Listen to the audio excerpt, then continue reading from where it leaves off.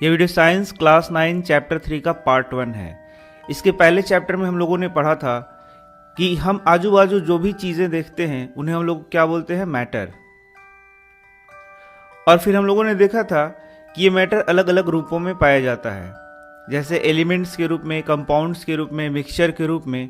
और फिर हम लोगों ने जब इसका और स्टडी किया, हम लोगों को पता चला कि अल्टीमेटली यह मैटर एलिमेंट से ही मिलके बना होता है।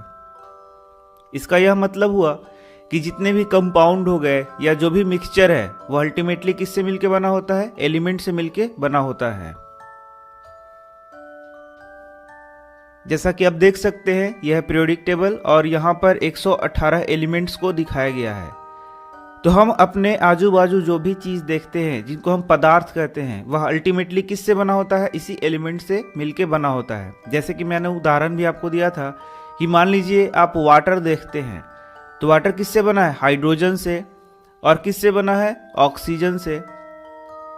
इसी प्रकार से मान लीजिए आप अपने आजू बाजू एक स्विच देख रहे हैं, तो वह स्विच, उसमें एक फॉर्मल्डिहाइड क्या होता है, कंस्टिट्यूएंट होता है।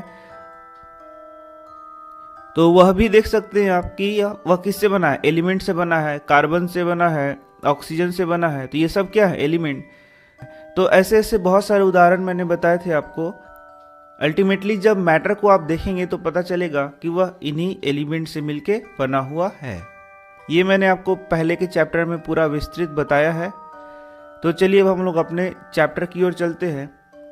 तो हम लोगों ने क्या देखा, मैटर अल्टीमेटली किस चीज से बना है, एलिमेंट से।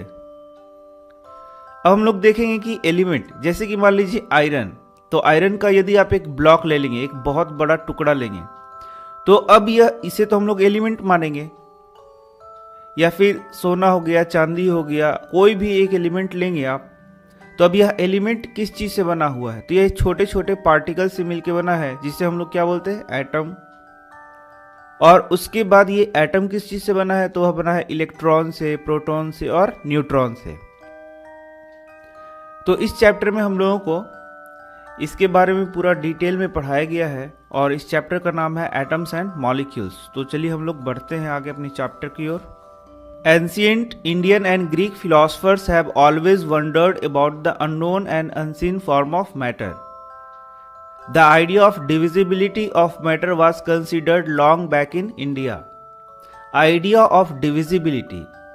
Idea of divisibility कहने का मतलब है कि जो पदार्थ हम अपने सराउंडिंग में देखते हैं उसको यदि डिवाइड किया जाए तो अल्टीमेटली वह कौन सा छोटा पार्टिकल है जिससे वह पदार्थ बना है, यही वह डिविजिबिलिटी का आइडिया है।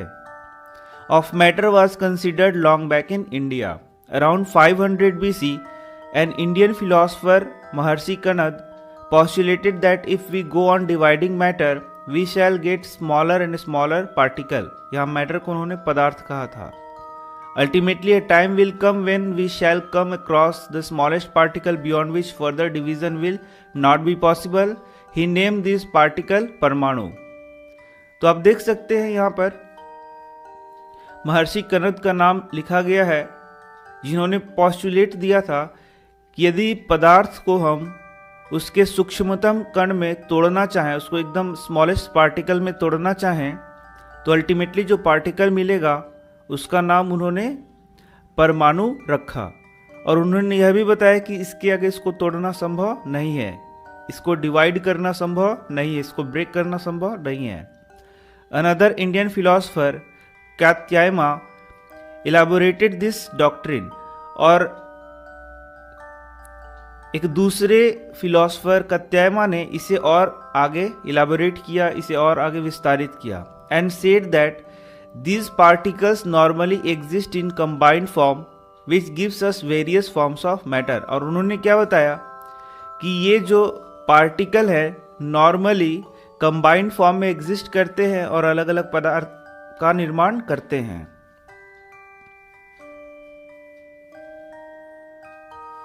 अराउंड द सेम एरा, ठीक उसी काल में, ancient Greek philosopher Democritus and Leucippus suggested that if we go on dividing matter, a stage will come when particle obtained cannot be divided further। उन्होंने भी यही बात कहा कि यदि मैटर को डिवाइड किया जाए तो एक ऐसा स्थिति आएगा जब उसको फर्दर डिवाइड नहीं किया जा सकता है।